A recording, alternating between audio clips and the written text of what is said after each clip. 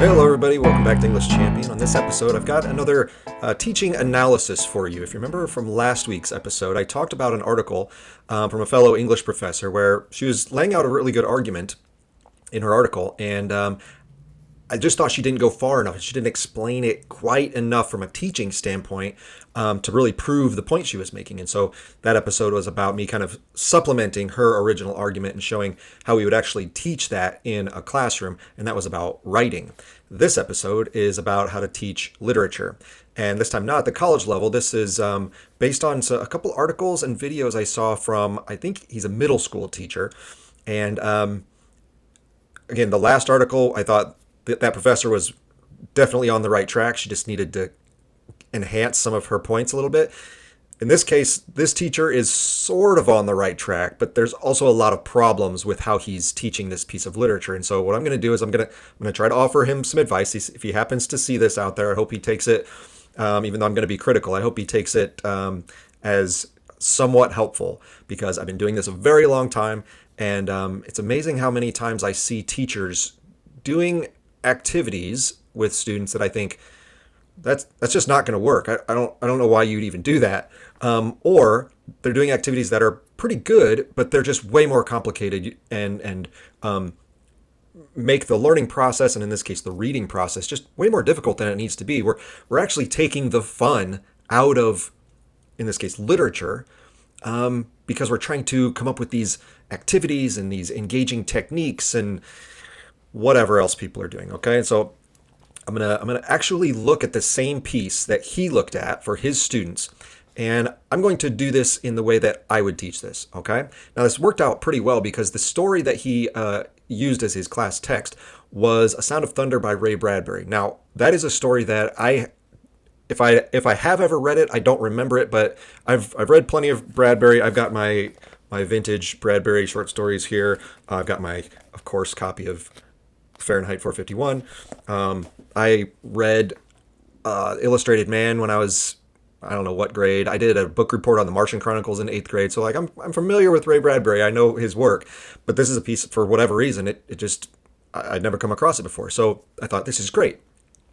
What I'm going to do is I'm going to read this story so I know what it's about, and I'm going to teach it kind of on the fly. All right. So what I did is I tracked down the story, a PDF, and while I was reading it, I just jotted down some notes. And at the end of reading it, because the story is like 12 pages long, so at the end of 12 minutes, however long it took me to read the story, I already know how to teach this thing, and I can teach this in a way that is enjoyable and incorporates the skills and the learning points that students really need, but it's not so overt that the kids get distracted by it. And that's, I think, what happens to a lot of teachers. I'm thinking maybe I might have to do a whole episode about this, because the more I see what teachers do online, the more I think something is going wrong here with how we're preparing people to be teachers.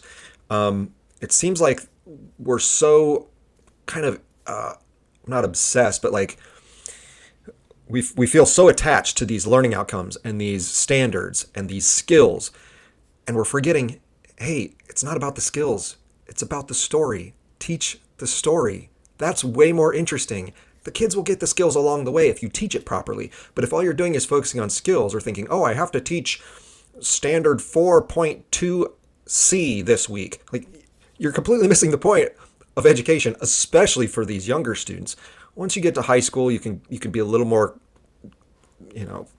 things can get a little more complex. But at these younger ages, it's so important to get them hooked on something cool and fun, and then you kind of smuggle in the skills underneath. But so many of these teachers, like, I've got to come up with this activity that teaches this skill. It's like, no, you don't. Watch me. I'm going to do it for you live, okay? And it's not hard. I do this naturally. I've done this since I was 22 and I started becoming a teacher, and I taught 5th grade. So there's ways to practice this, but I just do it naturally, and I'm going to show you how I do it, okay? So before I do that, a couple of the skills, just so you have a frame of reference, that this teacher was doing were like prediction. Okay, and I'm going to show you the passage when we get to it of, clearly he thought, well, I need to teach prediction, and so I'm going to pull a passage out of a story and teach prediction. It's like, no, you don't need to teach the skill. You teach the story, and then you implement the skill within the story. And so he had this idea of, of what he called a tea party exercise that he had read in some book of some teacher methodology or something. And I was like, first of all, if I'm in your class as a middle schooler and you tell me as a young boy reader, all right, and I was a very good student, prolific reader at a very early age, lots of different interests, and you said, okay, class, we're going to do a tea party activity. My brain would have said, I'm out. I don't care about what you're about to tell me or what this exercise is. If you want me to read a story, I'll read it. Teacher, hand me the story and I'll read the story and I'll give you whatever my analysis is. But do not make me do a tea party activity. All right. So like just having some awareness of how kids' brains operate would go a long way. But also the problem was he was just pulling excerpts from stories and trying to get the students to make predictions. And so he pulled a passage out here that I'll get to when I show you the story. And I was like, no one could ever make a prediction based on that sentence that you offered. There's no context. There's not nearly enough information here to make a prediction about it. I was like, first thing I thought was, I'm a PhD in literature and I've been doing this for 25 years. This is my expertise. And I wouldn't have the first idea what you would want me to say to that. I can't imagine what a 12-year-old would say. Like, it would be so confusing. Why would you give this to that kid? But I also thought, like, this is like, turning on a baseball game and pushing pause and asking someone, go, hey, make a prediction about this game. I go, well, who's pitching? Who's up? Who's at bat right now? What's the count? What's the score? Where are we in the season? Is this the beginning of the season? Is this getting towards playoff time? Which team's home and which team's away? Like, there's a million other questions I would have if I'm going to make a prediction about what I think is going to happen in the ball game that I need to know. I can't just say, here's a baseball game, make a prediction. Well, there's not enough information. So again, if your thought process is, I've got to teach the skill, well, you're ignoring the fact that, how about just teach the story? And within the story, you can have students do some of those things, but don't teach a skill in isolation. It doesn't work. And again, if I were that kid in class, I wouldn't want it to work. I think this is a dumb idea. I'm 12 and I think this is a bad idea. So let's do something. Just show me the story. Let's read a cool story about that. Another activity that he does, and he has a whole video about it, and I'll show a screenshot as we go, is annotating text. It's like, okay, well, I believe in teaching students how to annotate text. But as you can see on the screen, there's so much annotation that it actually obscures or it gets in the way of really understanding what the story is about, because you're spending so much time focusing on all the little details that we're actually missing what the point of the whole story is. Now, again, as you get older into high school and definitely into college, paying very close attention to specific words and how that influences the whole meaning of a story, that's important, and you can get better at that. But when you're younger, there's just no reason to do that. And so again, I'm in favor of annotation, and I think teachers can help students do that. But as you can see by his screen, it's so messy that it's kind of the old adage where it's like, well, if you're going to comment on everything, you're really commenting on nothing. Like there's too much to take in. And by the time you do all that, the kids lost track of what this was even about. So again, some things that sound right, like, okay, we need to get kids anticipating and making predictions about what they read. Yeah, definitely, that's true. I'm going to show you how to do that. Well, we need to get kids to annotate the text. Yeah, but there's also better ways of doing that too. Just before I get into the story, the way to teach annotation, especially at a younger level and especially with fiction, is you pretend that the author is sitting right there with you and you're having a conversation. And instead of actually speaking it, you write it. And so in the margins of your text, you jot down, why are you telling me this? And then, you find out 4 paragraphs later, this is why you told me that. You draw a line. This is why. This is confusing. Circle words that you're unsure about, vocabulary words that you need to. I need to go back and look up this definition. Like, what would you ask the person if they were sitting there? What does this word mean? Yeah, go jot it down. That's fine. That's what you do in the margins. Those are the things you underline. As you see from his notes, like he underlines and makes notes about every single little thing. And what he's actually doing, just from a literary theory standpoint here, is he's doing what you should do really with poetry, because poetry is about every single word, every single syllable, every single piece of punctuation, every single tiny element matters. And so that's what you do. This is called close reading, and you really get practice at it with poetry because it's shorter and you can really go super deep in analyzing every little thing. you don't want to do that with longer pieces because, again, it's too much. You can't analyze every single word in a short story. How could you ever analyze every single word of a novel? It's 300 pages long. So the close reading idea for a whole story just doesn't, it's just not feasible. So again, I understand why he's doing it, but hopefully as he gets more experienced, that he'll kind of figure out, these ideas just don't work in certain situations. And even if it's a good idea, there's a better way of doing it. And he seemed like maybe he's a pretty young teacher. And so, I'm an old guy. I've been doing this forever. I'm telling you, this is how you do it. And so I'm going to walk you through it right now. So again, the story is Ray Bradbury's A Sound of Thunder. And here's how I would start it. All right. So I've got my 12-year-olds or however old they are. And the first thing I would ask, all right, is imagine you had a time machine. All right. Would you rather travel to the past and see something from a long time ago, or would you rather travel into the future to see what life will be like in the future? What would you rather do? And you have kids. I'd rather go in the past. I'd rather go in the future. And you can have a little mini debate about it and say, "Oh, Susie, you said you'd rather go in the past." In 3 good sentences, make the strongest argument you can for why going in the past in your time machine would be cooler or more interesting or a better learning opportunity or whatever you would like. Why is that better than going in the future like the other kid said? And then she has to think through, because when you put constraints like that, 3 sentences, you can't ramble, you can't just wing it. You got to think through what you're going to say. I say, okay, good answer, Susie. Nice job. Tommy, you said going into the future would be way better. She made a pretty good case for why going into the past would be pretty cool. So I want you to make a counter argument. Why do you think going into the future would be better than going into the past? You get 3 sentences and you listen to what he says. Okay. Oh, okay. That's a good opposing side. All right. Katie, you have now heard your side as well as that side. What do you think about what Tommy just said? Do you think, or has he convinced you that going to the future would be cooler, or do you still think going to the past would be better? What would you say? Now, Joey or whoever, you've now heard their side twice. What do you think? Have they convinced you, or do you still think we should go in the future? Why do you think that? You can have a little mini debate that you organize very easily. You control it. It's not just chaos where kids are screaming at each other. And you ask them to make coherent arguments, and they have to listen to the other side. So there's a little speech and debate activity you can do out of it. You could do it in writing. You could say, okay, for our writing exercise today, we're going to pull out our journals, and I want you to tell me why you'd rather either go to the past or go to the future if we had a time machine, and have them write, a really good paragraph. All right, fine.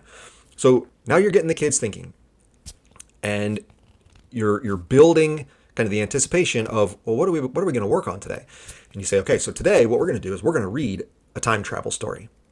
And you ask, has anyone ever read any stories or maybe seen any movies where it was about traveling through time? And maybe they have some. I never read this book, but when I was a kid, I think A Wrinkle in Time was kind of a popular one. Again, I have no idea what that book's about. I never read it, but they existed a while ago. Maybe there's some today that kids are familiar with. I would probably talk about movies because it's just, I saw a million movies as a kid. They're about time travel. I say, well, when I was a kid, there was a lot of time travel movies. Back to the Future was one of my favorite movies. The Terminator is a time travel movie. Bill and Ted's Excellent Adventure was a time travel movie. When I got to high school, the movie 12 Monkeys with Brad Pitt and Bruce Willis, that's a time travel movie. So there's all sorts of movies that are really cool about going back or forward in time. In the last, 10 or 15 or 20 years, there's been, 13 going on 30, Frequency, which is a movie I really like. Interstellar is about that. Midnight in Paris is kind of a time travel movie. So there's all sorts of things that you could link for kids. And you could even go into the history of it and say, well, one of the first time travel stories was a book called The Time Machine by H.G. Wells. And it was written well over 100 years ago. It was written at the end of the 1800s. And that was a book about going 800,000 years into the future. So way far into the future. We just passed 2000. We're at 2026 is all.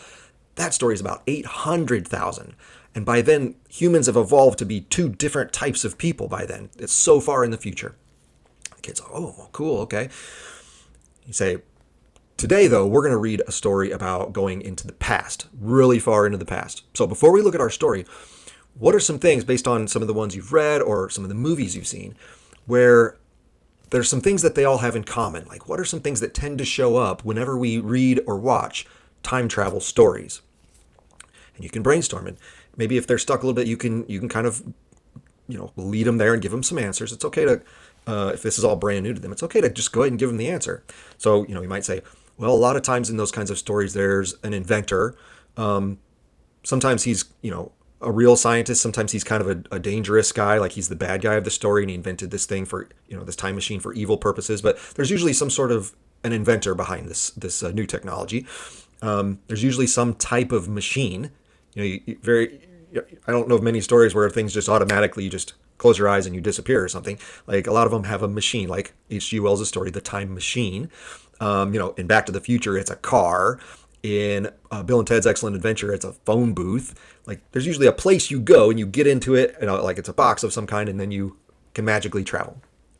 So there's a scientist. There's usually a machine of some kind. There's a lot of times a threat that if you do something in one timeline, it can affect the other timeline. So if you go back in the past and you do something that wasn't there in the first place, it can mess up how the future turns out. And so you got to be careful of that. So you might show this clip from Back to the Future Part 3. I immediately thought of this when I was reading the story, like, oh, this is about an alternate timeline. And so you might show this clip where Doc Brown's explaining to Marty, like, what happens if you change the past and it branches off into... Okay, very easy to just show a quick clip. Sometimes there's a deadline or a limit on how long you're allowed to stay in the past. Like you can't just stay there forever. You have to get back so you can get back to your normal life. And so there's sometimes it sort of provides the tension of a story. There's a deadline. You have to leave before a certain time. So these are all things that we tend to see. It may not happen every single time, but we tend to see when we hear time travel stories. So what we do then, when we start to notice that a lot of these types of stories have these things in common, what we often do is we put them into categories. And when we talk about categories in literature, because we're going to read a story today, this is called a genre. And a genre is sort of a weird word because it's French, but in English, what it just means is that we put things in groups. All right. So in literature, we put certain books or certain stories or certain movies in groups because they have something in common. Maybe they have a theme or maybe a style to them, but we have a variety of genres. So can you think of some different genres of stories? Because we're going to read a time travel story, and that's sort of a subgenre of a larger genre called science fiction stories. And so when we have science fiction stories, those are often stories about how science or technology could happen in the future. Like it's a hypothetical experimental idea. And we say, what if we had this? And so we're going to read a story that says, what if we had a time machine? How would that work? What would that do to reality if we could travel through time? And so science fiction stories is a genre. Underneath that is time travel stories. That's a subgenre. Can you think of any other types of stories? Well, there's sports stories, and there's crime and mystery stories, and there's love stories where the people fall in love and get married at the end, and there's adventure stories, and there's all sorts of genres. And so you're getting kids thinking about how we actually think about literature. Like it's not all random. We put things in categories to help make sense of it. And so then we say, okay, well, when we understand that there are categories, then when we start reading a story, which is what we're going to do today, we can start to notice if it's following what are called conventions. What are sort of the rules of this type of story? So if we're going to read a time travel story, is it going to have some of the things in it that we already talked about? And what we can determine after we read it is we can say, well, this was a good story because it included the things of the genre, or it's a bad story because it doesn't do them very well, or it sort of is attempting to twist the genre because it has some of it that are part of the normal characteristics, but it also does some things differently. And so that's kind of interesting too. It's a little different. So you're starting to get into teaching students before we've even started the story. All right. You're getting them prepared for what this is going to be about. It's a time travel story. And we're going to hint that we're going to go into the past. And the story, though, is following some rules that all stories tend to have, especially stories that are part of this category called a genre. All right. So as I said, the original time machine story was about going into the future, but we're going to take a look at a story that goes into the past. So let's take a look at the story. All right, here we go. A Sound of Thunder by Ray Bradbury. The sign on the wall seemed to quaver under a film of sliding warm water.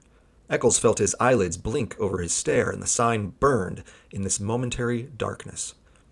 Time Safari Inc. Safaris to any year in the past.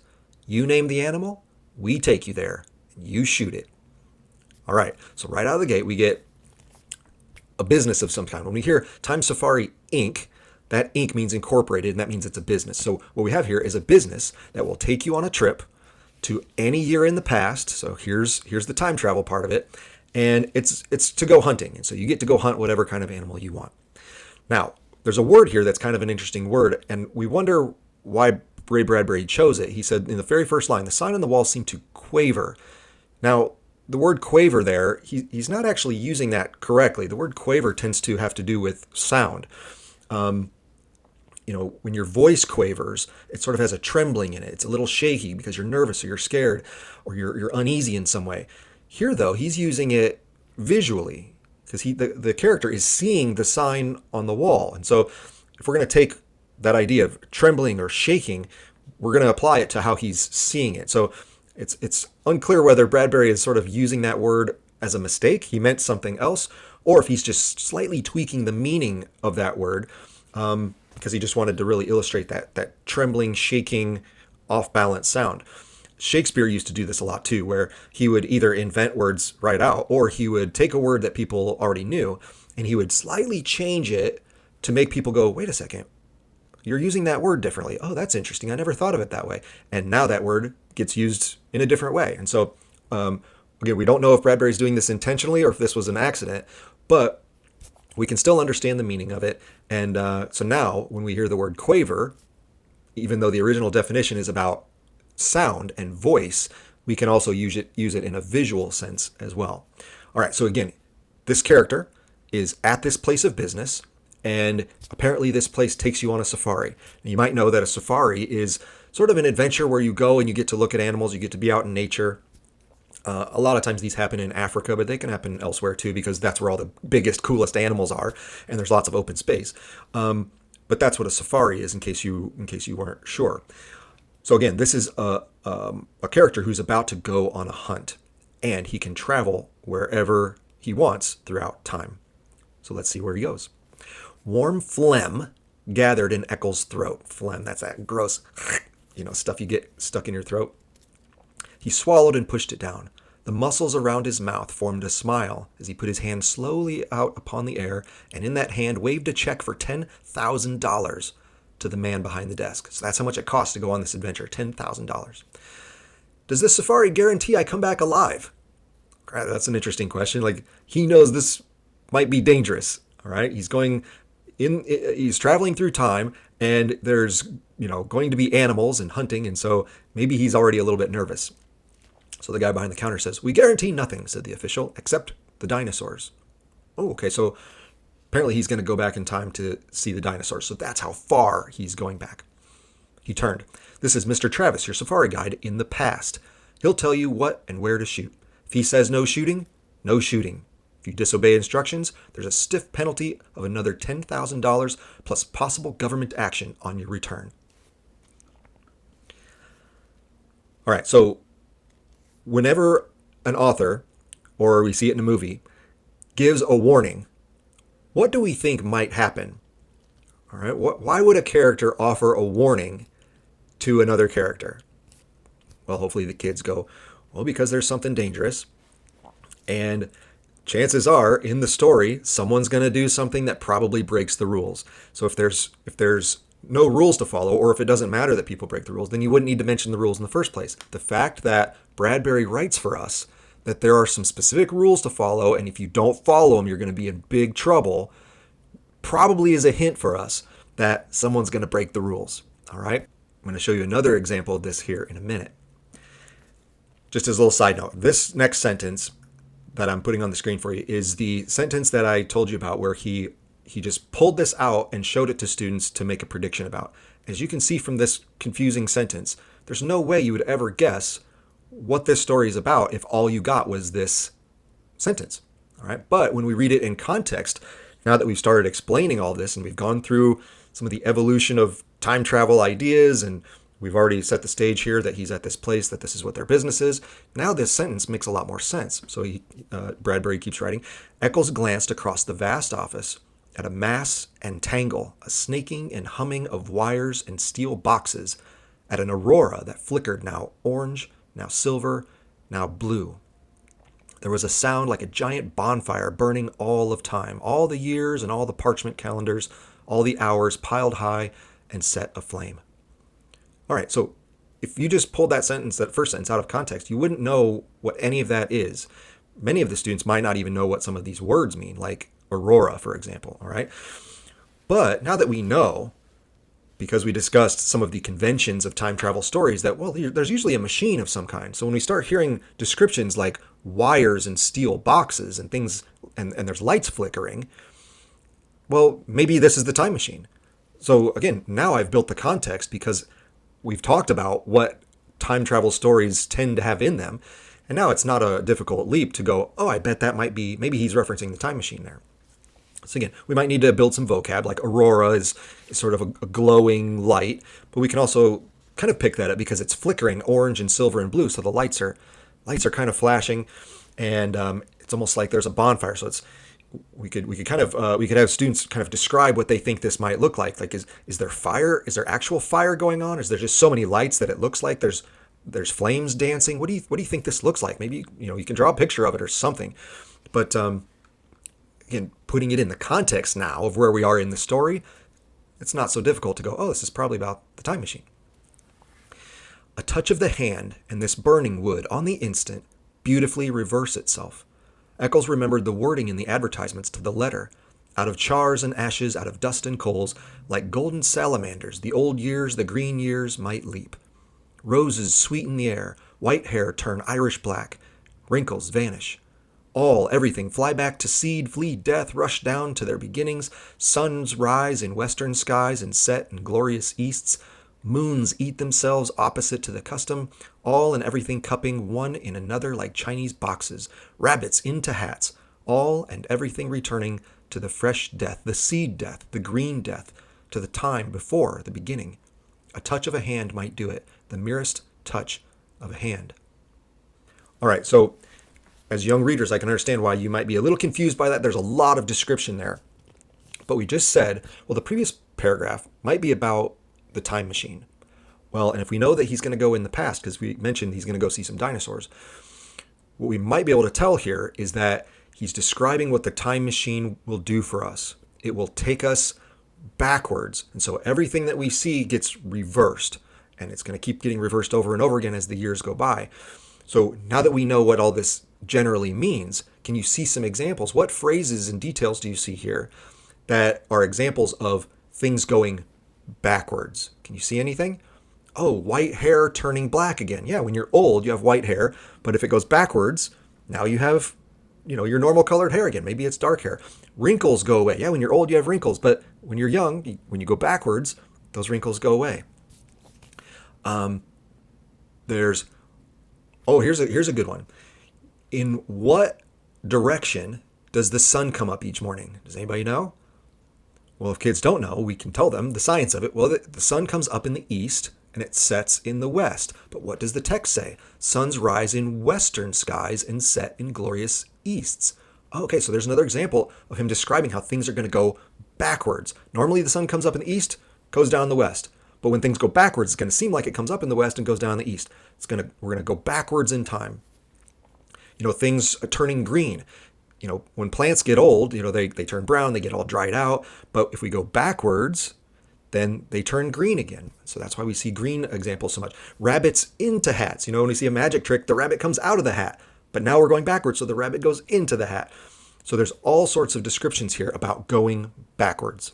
All right? Unbelievable, Eccles breathed the light of the machine on his thin face. A real time machine. He shook his head. Makes you think if the election had gone badly yesterday, I might be here now running away from the results. Thank God Keith won. He'll make a fine president of the United States. Yes, said the man behind the desk. We're lucky. If Deutscher had gotten in, we'd have the worst kind of dictatorship. There's an anti-everything man for you. A militarist, anti-Christ, anti-human, anti-intellectual. People called us up, joking but not joking. Said if Deutscher became president, they wanted to go live in 1492. Of course, it's not our business to conduct escapes, but to form safaris. Anyway, Keith's president now. All you got to worry about is shooting my dinosaur. Eccles finished it for him. All right, so why would they have this conversation where we thought we were going on a hunt, we thought we were getting in a time machine? Why is he suddenly talking about the president of the United States and being glad that one guy won, but the other guy didn't win? Well, again, just like up above, when we looked at the warnings that the gentleman in the office gave our Eccles here, well, there's probably a reason for it.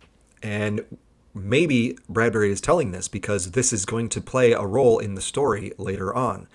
There's an old idea from a Russian author named Anton Chekhov, and it's a rule called Chekhov's gun. And he had kind of had this rule where if you're going to, he was a playwright, he wrote other things too, but he's most famous for his plays. And he said, if you're going to show a gun in the beginning of your play, that gun better go off by the end of the play.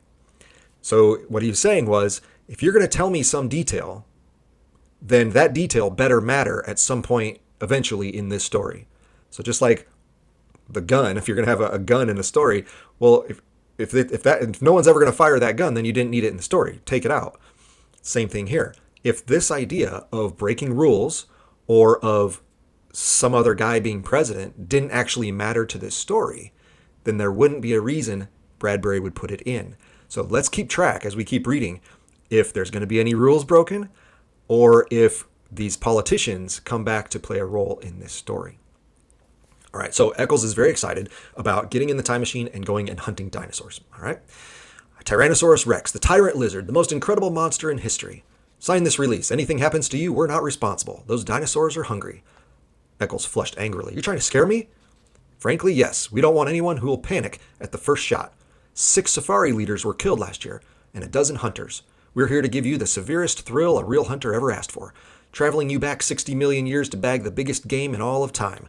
Your personal check's still there. Tear it up. Mr. Eccles looked at the check. His fingers twitched. Good luck, said the man behind the desk. Mr. Travis, he's all yours. So he's paid his fee. He's about to, go with Mr. Travis here, and they're about to take their adventure. They moved silently across the room, taking their guns with them, toward the machine, toward the silver metal and the roaring light. First a day, and then a night, and then a day, and then a night, and then it was day, night, a week, a month, a year, a decade. AD 2055, AD 2019, 1999, 1957, gone. The machine roared. All right, so we'll just stop there because that's the first, page and a half, 2 pages, and you can read the rest of it on your own. But so just think for a minute about all of the things we've covered so far, just in the first page and a half, that the students will have heard about, learned about, things that are factual knowledge, things that are things that they're having to generate on their own, like some predictions, like some interpretations. We'll come back to some of those here in a moment. But, if students have made it all the way through the story, and that can be done in a variety of ways. You could keep going and have the teacher, you could read the rest of it and just guide them through this kind of group reading.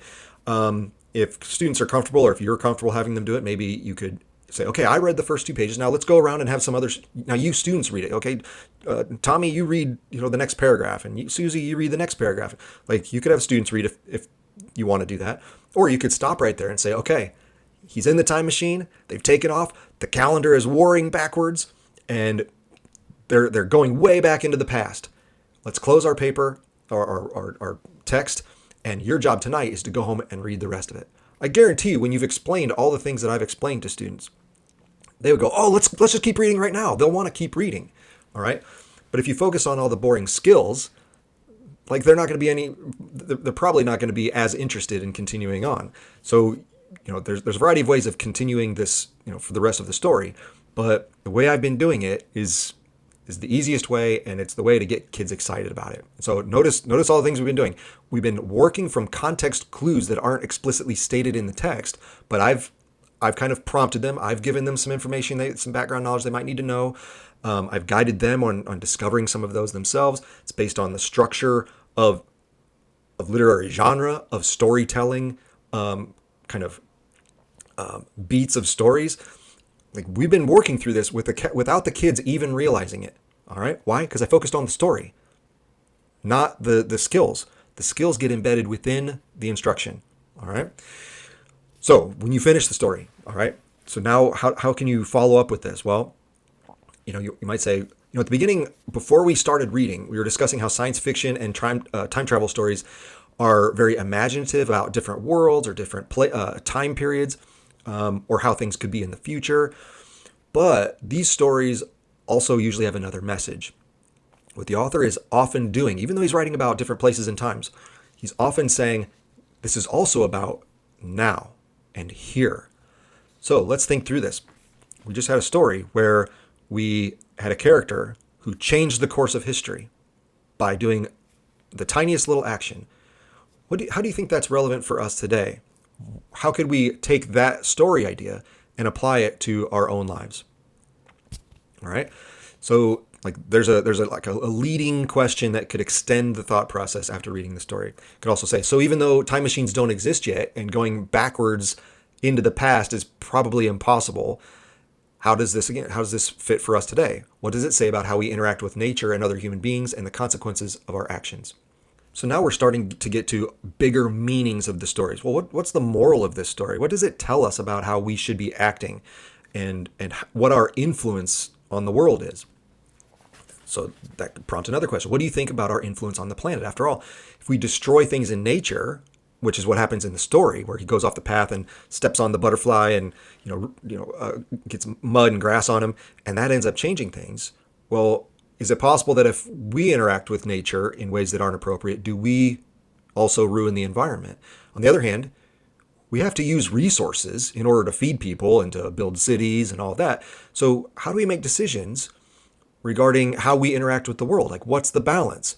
If the story is about, hey, every single little action could have bad consequences for the planet, well, then do we do anything? Doesn't that cause us to just freeze and not do anything? Well, how do we grow food? How do we eat? How do we build stuff? Well, we kind of have to be able to do both. We've got to be able to be protective, but we also have to be able to live and keep, grow and expand and all that kind of stuff. So what's the answer? How do we know what to do? Again, these are deep moral questions that we can get students thinking about. If you're in a Christian environment, you can go even step further with this. So if you're in a secular environment, you can't do this. But, in Genesis 1, God says that he gives the word dominion to man over nature. Let's look up what the word dominion means. What does that mean? Chapter 2, he kind of God reiterates that and says, to man, your job is to work and to keep the land I've provided for you. Well, what does it mean to work the land and to keep it? Does it mean we shouldn't do anything to it? Does it mean we should do a little bit? How much should we interact with the land so that we can survive and be successful? So there's even a religious path you could go down. Ultimately, I'm big on morals. So what's the moral of this story? Well, this is a good reminder that everything we do, even something small, can have big consequences. Perhaps one tiny moment of bad judgment, like getting into a car with a stranger or trying a drug someday, could cause a disaster down the line that you're not thinking about. Or, on the flip side, something positive, a moment of kindness and generosity that doesn't even seem like much, like helping an old person or being kind to one of your classmates, could have extremely positive results. It's hard to know how much influence our small actions have. Sometimes they may not make any difference at all, but every person is important, and every opportunity in your life, for good or bad, is important.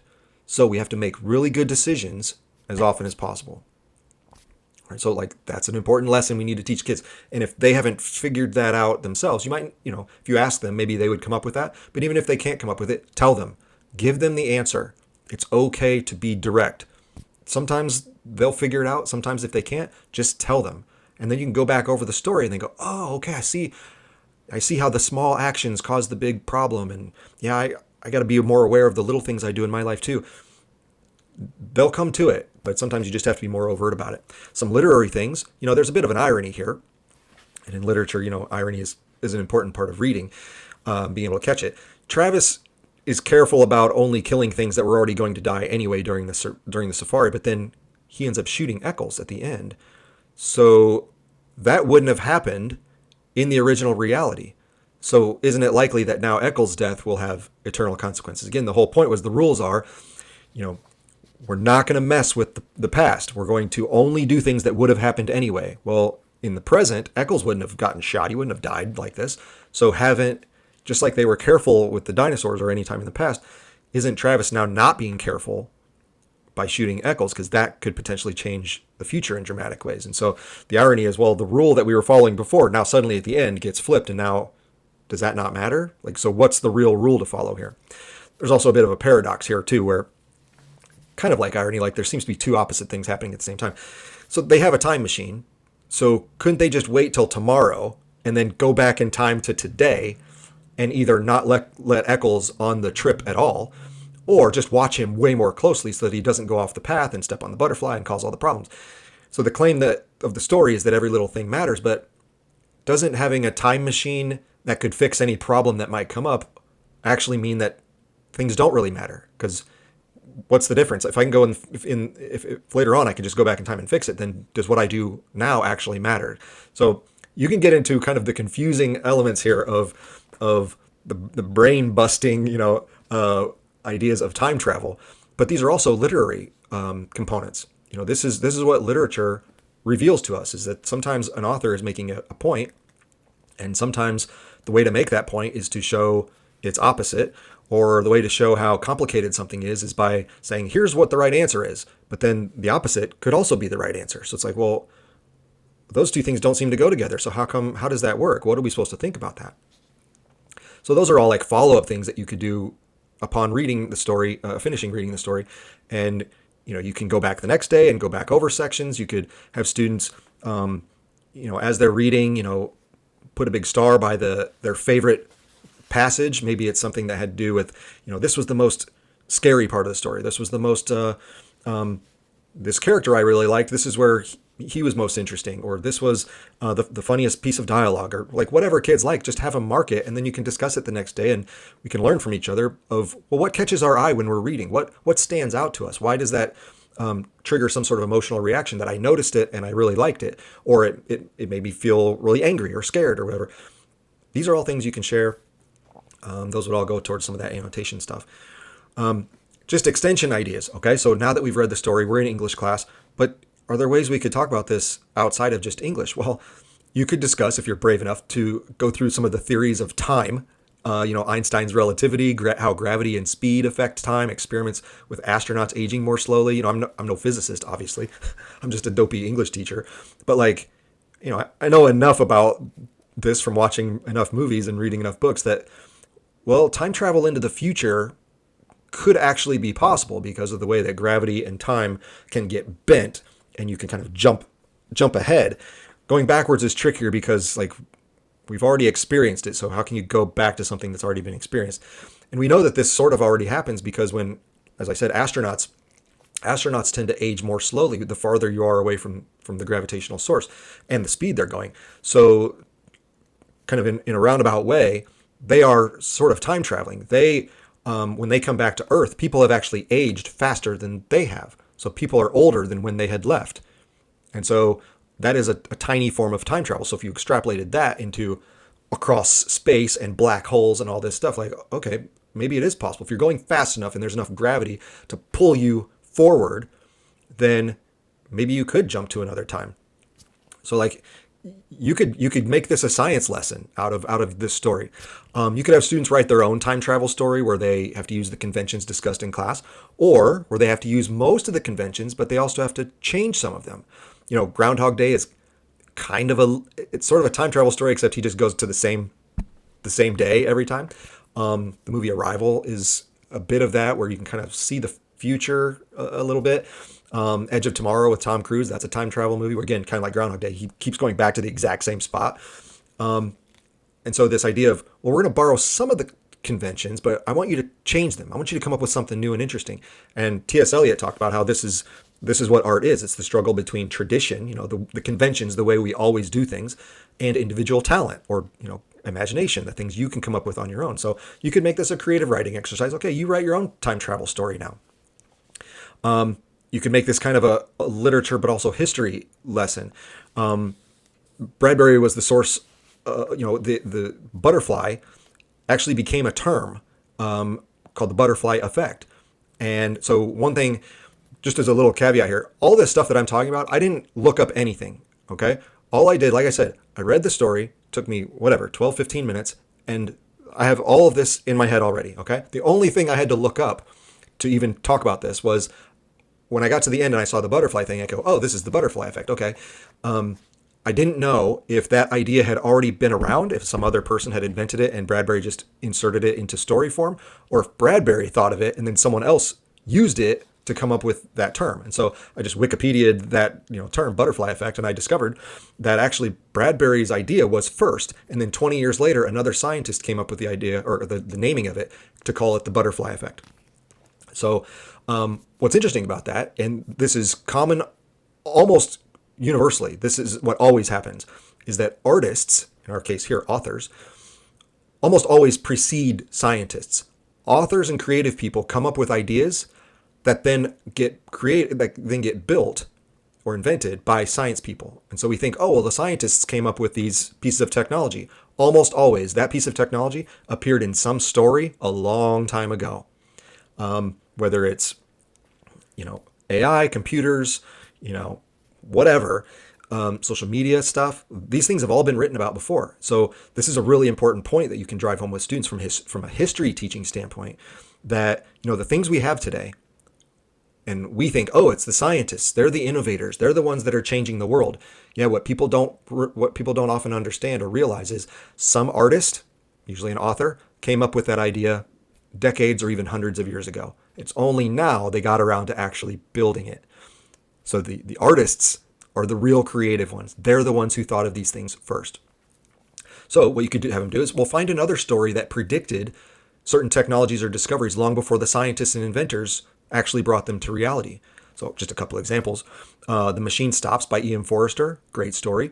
One that would be a little more on kids' level that we're dealing with here, The Great Automatic Grammatizator by Roald Dahl. I actually have written an article about this. You can read that if you like. That basically is like a predicting AI. The book Player Piano by Kurt Vonnegut predicts automation, that we're going to have machines and robots doing all of our work for us, and people are just going to get, lose their jobs and stand around a lot.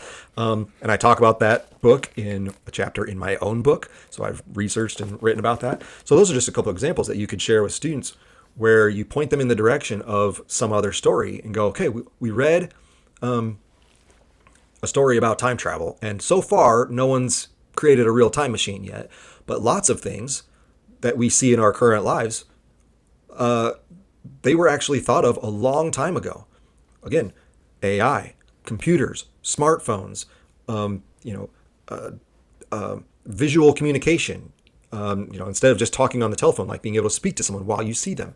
Social media, all these things came about in stories a long time ago. And so you could do kind of a history of ideas or history of inventions and tie it to literature. So there's all sorts of things that, again, I came up with off the top of my head while I was reading this story. The other thing to keep in mind here, as we get closer to wrapping this thing up, this story is the perfect example of, it's a very simplistic example because it's a very short story and there's really only one major event that happens. But this is the great illustration of my CARE method for teaching kids and all people literature. CARE, focus on character, actions, results of actions, and then evaluation of action. This is the ultimate example of that because the action that the main character, Eccles, took had the ultimate consequences. And so it's very easy to go, well, his action directly led to the big problem by the end of the story. And so if he wouldn't have done that action, if he would have done something else, maybe this story would have turned out differently. So you can analyze people's actions, and this is the perfect story to do as a very simple case study for that methodology. Again, I'll link to all that below because I've talked about this a million times. Please use this because it makes everything easier. And it focuses on the most important parts. So just to be clear, like I said, in the 12 minutes it took me to read this story, all right, which I'd never read before, I thought of all these ideas while I was reading, all right, and I was just jotting them down.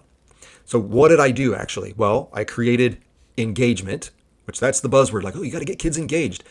It's not hard to get kids engaged. Asking one question can get them excited. That's all it takes. And then you dive into the material. Like, you don't need an elaborate activity. You don't need like a bunch of graphic organizers. You don't need to have some name for something clever and jargony. Like, just ask a prompt. It's that simple, I promise you. So we created engagement. We worked on comprehension, all right? Because throughout, as I was reading, we did several things. We could make it more explicit, but what I was wanting the students to do, comprehension is 4 things. It's summarizing, it's making predictions, it's connecting to things you already know about, and then it's quizzing, all right? So at various points, you can just stop and go, all right, so at this point in the story, what's happened so far? Well, this Eccles guy has arrived at this office, and he paid $10,000 to go back in time to hunt dinosaurs. Okay, great, let's keep reading. Like, summarizing is the key to comprehension. Making connections. We made connections to other movies, made some connections to some science ideas, made some connections to other literary ideas, other types of categories we've put books in. There's all sorts of connections we've made. Making predictions. That's, we talked about the president thing and the rule following thing. Like, okay, well, if we see this, can you make a guess as to what might happen? Oh, I bet he's going to break the rules. Yeah, okay, so let's find out.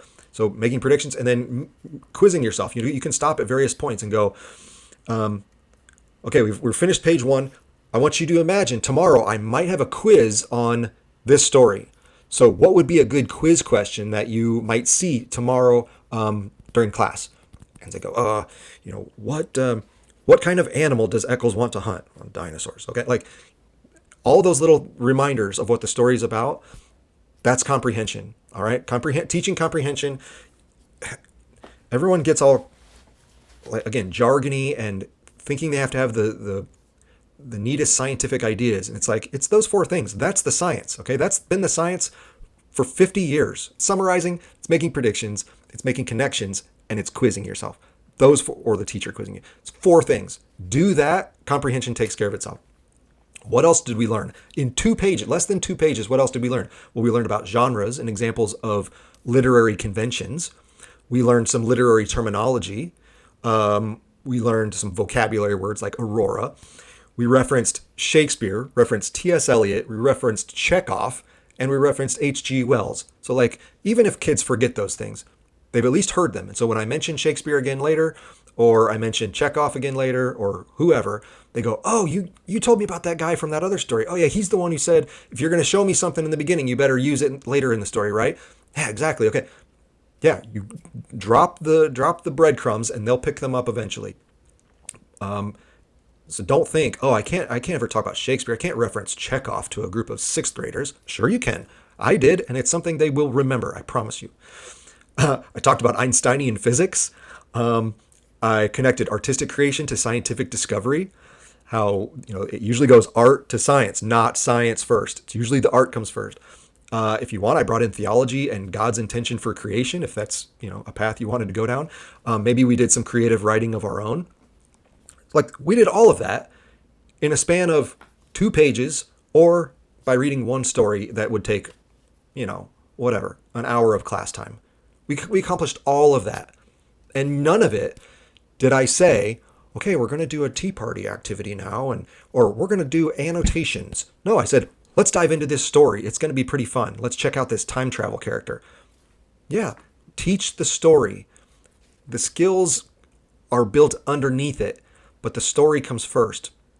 So like I said, I think I might have to do some sort of larger podcast about this, because I constantly see teachers who are they're skipping over a lot of stuff, and they're kind of missing the forest for the trees. When we do all those activities, it's focusing on the wrong thing. That's why my care method is so important. Like, it forces you to focus on the most important part of literature.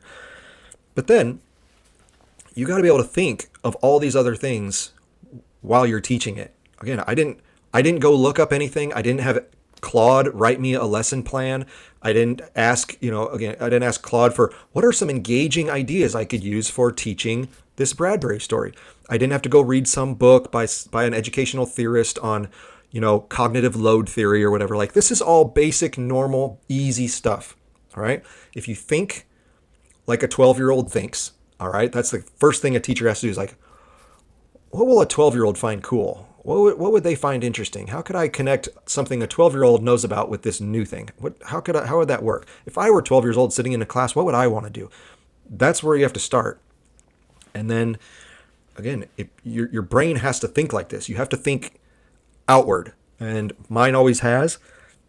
I don't know why. It just, it's the way I guess I was taught. It's natural. I don't know what it is. But like when I read stuff, my brain goes to 50 different things, as you just heard. All right. I don't need to really go look up stuff. Again, I don't need some other ed theorist giving me some theoretical jargon going, this is the proper activity to employ. No, I already know how to do it. I've been doing it since day one of teaching. All right. It's not hard. Think like a kid and then guide them to where you want to go little by little. This is super old Vygotsky, some Piaget stuff. Like there's nothing new here. So when I see people coming up with these things like, oh, I just started this exciting new thing. Like, oh, the thing that all of us have been doing for 30 years. Like, welcome to the club. I'm glad you're here. It took you a while. Better late than never. But like, you could have been doing this all along, and this is way more fun. So again, if you're just focusing on the skills, you're like somebody who goes to the coast in California and starts counting the grains of sand. Like, how about stand back and look at what a beautiful beach it is? Because that's what matters the most. Or you're walking, through the mountains and you're counting each tree. Like, how about get on one of the higher parts of the mountain and look at the beautiful forest below? You're missing the big picture here. Okay? So what's the big picture? The story. The story is the most important thing. Teach the story, and all the other stuff can be filled in with it. All right? So hopefully, if you're a teacher, you teach middle school, high school, elementary school, it doesn't really matter. I teach this way at the college level, but you can do it with any level. I used to teach elementary school years and years ago, but this is how you do it. You gradually guide them. You hook them on something at the beginning. You make it, for lack of a better word, you make it fun. Okay? Because doing the activities that I see people doing, those are not fun. I liked reading, and I wouldn't think that's fun. So imagine a kid who doesn't like reading. They're going to be bored out of their mind, or they're going to be rebellious and be like, this is stupid, I don't want to do it. And you're going to lose them. Hook them on the story, and then you can teach them whatever you want, because now they're interested. So that's the engagement part. It's not some elaborate activity. It's not some elaborate theory. It's like, well, what would they like? Well, attach this thing to that, and you're on your way. It's not hard. So if you're a teacher, use my stuff. I'm going to provide a ton of links below because I referenced a lot of things here that I've been teaching for many, many years. I've written about here on Substack for many, many years. So use all of it. All right. I talk about some of this stuff in my English teacher video series. If you're somebody who thinks this is interesting, like this is what I do in my courses. If you watch my courses with your students, either if you're a teacher with your classroom students or if you're a parent with your kids, I can do this for you, or you can watch me talk about it for a while and then you can pause it and then you can interject and ask some questions and do all of those things. But like, this is what I do. All right. I've been doing this a very long time. So trust me, this is how you do it. And this is how I build all my courses, how I write most of my articles or make other videos. So use whatever you want. I'm here to help. I have a link on my, not only through Substack, but on my website that if you want specific guidance and instructional advice, I'm here to help. So shoot me an email. But too many teachers are making things way more complicated than they need to be. And this is supposed to be fun. That's why I chose literature over all the other subject areas that I could have gone into.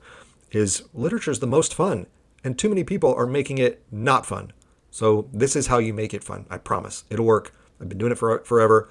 You can trust me. But I want kids to like literature, not just because it's entertaining, but because it teaches important life lessons. And I'm going to keep doing that here. So keep coming back, and I will see you next time. Thanks for watching.